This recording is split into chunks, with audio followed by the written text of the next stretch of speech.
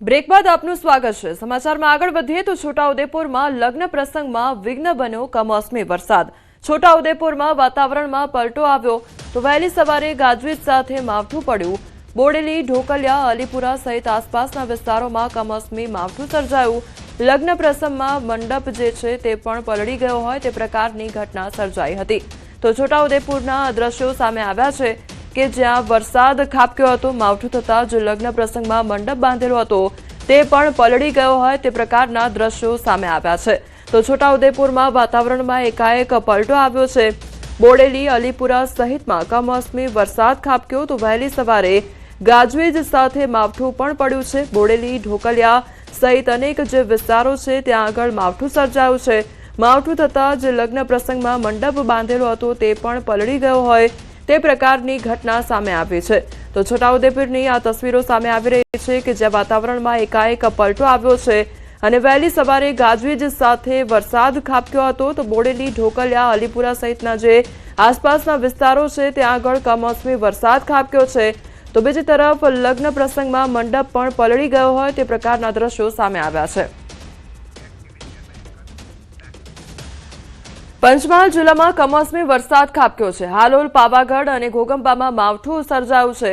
પૂર્વ વિસ્તારના વાતાવરણમાં પણ પલટો આવ્યો છે। છાંટા સાથે વરસી રહ્યો છે કમોસમી વરસાદ। ત્યારે ચોમાસા જેવા ઘનઘોર વાદળો સાથે જ વાતાવરણ ઠંડુગાર બની ગયું છે। જનજીવન માટે સર્જિત વાતાવરણને પગલે કઈ ઋતુએ કળવું મુશ્કેલ બન્યું છે। ત્યારે ત્રેવડી ઋતુની અસર વચ્ચે ખેડૂતો અને માંગલિક પ્રસંગોના આયોજકો હવે ચિંતિત બન્યા છે। તો પૂર્વ વિસ્તારમાં પણ અત્યારે એકાએક વાતાવરણમાં પલટો આવ્યો છે અને વરસાદ ખાબકી રહ્યો છે। પંચમહાલ જિલ્લાની આ તસવીરો સામે આવી છે કે જ્યાં કમોસમી વરસાદ ખાબક્યો છે। માવઠું ત્રાટકતા ખેડૂતોમાં પણ ચિંતા સતાવી રહી છે કારણ કે પાકમાં નુકસાન જવાની ભીતિ ખેડૂતોને સેવાઈ રહી છે। તો પૂર્વ વિસ્તારમાં પણ અત્યારે વરસાદી માહોલ જામ્યો છે। સંવાદદાતા રાજેશ જોડાઈ ગયા છે। રાજેશ, પંચમહાલ બહાર કયા પ્રકારનું વાતાવરણ? જિલ્લામાં આજની જો વાત કરવામાં આવે તો વહેલી સવારથી જે ચોમાસા જેવા હોય એ પ્રકારના દ્રશ્યો જોવા મળી રહ્યા છે। વિવિધ વિસ્તારોમાં હાલ પણ જે કમોસમી માવઠું છે તે વરસી રહી છે, જેથી માંગલિક પ્રસંગના આયોજકો છે તે ચિંતિત બને છે, સાથે ખેડૂતો ચિંતિત બને છે। ખેડૂતોને જે ઉભો પાક છે તેમાં નુકસાન થવાની ભીતિ સેવાઈ રહી છે, સાથે જે ઘઉંનો પાક તૈયાર થઈ ગયો છે તેને પણ ભારે નુકસાન થવાની ભીતિ વચ્ચે ખેડૂતો ખૂબ જ ચિંતિત જોવા મળે છે। સાથે જ વાતાવરણ પણ હાલ કહી શકાતું નથી, ક્યારેક ઉનાળા જેવું વાતાવરણ સર્જાઈ રહ્યું છે તો ક્યારેક ચોમાસા જેવું અને ક્યારેક ઠંડીનો પણ હાલ માહોલ જોવા મળી રહ્યો છે, જેથી જનજીવનને પણ અસર પહોંચવાની શક્યતાઓ છે। જી રાજેશ, સમગ્ર માહિતી બદલ આપનો આભાર। આ તરફ વડોદરા જિલ્લાના વાતાવરણમાં પણ પલટો આવ્યો છે। વાઘોડિયા તાલુકામાં કમોસમી વરસાદ ખાબક્યો છે। માવઠું પડતા ખેડૂતો ચિંતાતુર બન્યા છે। ખેતી પાકને વ્યાપક નુકસાન જવાની ભીતિ સેવાઈ રહી છે। તો માવઠાને પગલે તાલુકાના રોડ રસ્તા ભીંજાઈ ગયા છે। બેવડી ઋતુ અનુભવાતા રોગચાળાની દહેશત પણ ફેલાઈ છે। તો એક તરફ ઠંડીનો માહોલ જોવા મળી રહ્યો છે, બીજી તરફ વરસાદી માહોલ જામ્યો છે, જેના કારણે રોગચાળો પણ વકરે તે પ્રકારની પરિસ્થિતિ સર્જાઈ ગઈ છે। તો બીજી તરફ માવઠું પડવાને કારણે ખેડૂતો પણ ચિંતાતુર બન્યા છે। પાકને નુકસાન જવાની ભીતિ સેવાઈ રહી છે। તો વડોદરાના વાઘોડિયા પંથકના દ્રશ્યો સામે આવ્યા છે કે જ્યાં વહેલી સવારથી જ એકાએક વાતાવરણમાં પલટો જોવા મળી રહ્યો છે।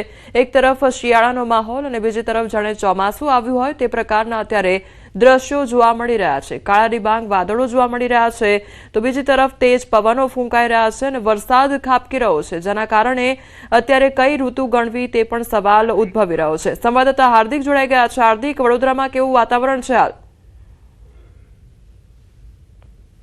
તો વહેલી સવારથી જ વડોદરા શહેરમાં વાતાવરણમાં પલટો આવ્યો છે।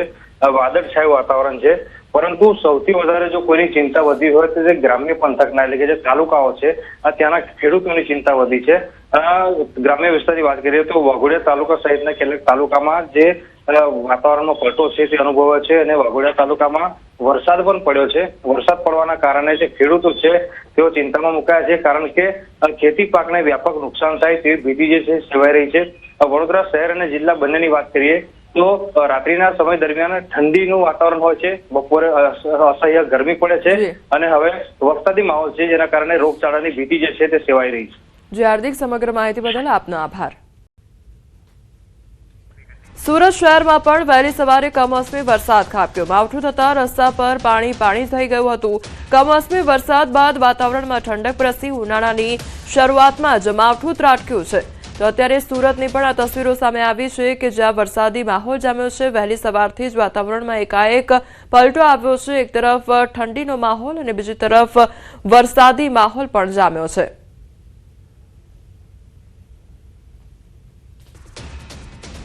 અંકલેશ્વર હાંસોટ પંથકમાં કમોસમી વરસાદ ખાબક્યો. માવઠાથી ઉભા પાકને નુકસાન જવાની ભીતિ સેવાઈ રહી છે. ભરૂચ જિલ્લામાં આજરોજ વહેલી સવારે અંકલેશ્વર હાંસોટ રોડ વિસ્તારમાં અચાનક કમોસમી વરસાદ વરસતા વાતાવરણમાં ઠંડક પ્રસરી ગઈ હતી. વરસાદના કારણે સવારના સમયે રસ્તાઓ ભીના બન્યા હતા અને લોકોને પણ ગરમીમાંથી થોડી રાહત અનુભવાઈ હતી. પરંતુ કમોસમી વરસાદ ખેડૂતો માટે ચિંતાજનક બન્યો છે. ખાસ કરીને કપાસનો પાક લઈ રહેલા ખેડૂતોમાં નુકસાન જવાની ભીતિ ઊભી થઈ છે. આ વરસાદથી પાકની ગુણવત્તા તથા ઉત્પાદન ઉપર પ્રતિકૂળ અસર થવાની શક્યતા વ્યક્ત કરવામાં આવી રહી છે, જેના કારણે ખેડૂત વર્ગમાં નિરાશાનો માહોલ પણ જોવા મળી રહ્યો હતો. તો અંકલેશ્વરની આ તસવીરો સામે આવી છે કે જ્યાં વહેલી સવારે વરસાદ ખાબક્યો હતો, જેના કારણે વાતાવરણમાં એકાએક પલટો આવ્યો અને રોડ રસ્તા પણ ભીંજાયા હોય તે પ્રકારની તસવીરો સામે આવી છે. તો લોકોને ક્યાંક થોડી ગરમીમાંથી રાહત પ્રાપ્ત થઈ હતી, પરંતુ બેવડી ઋતુનો અહેસાસ થઈ રહ્યો છે.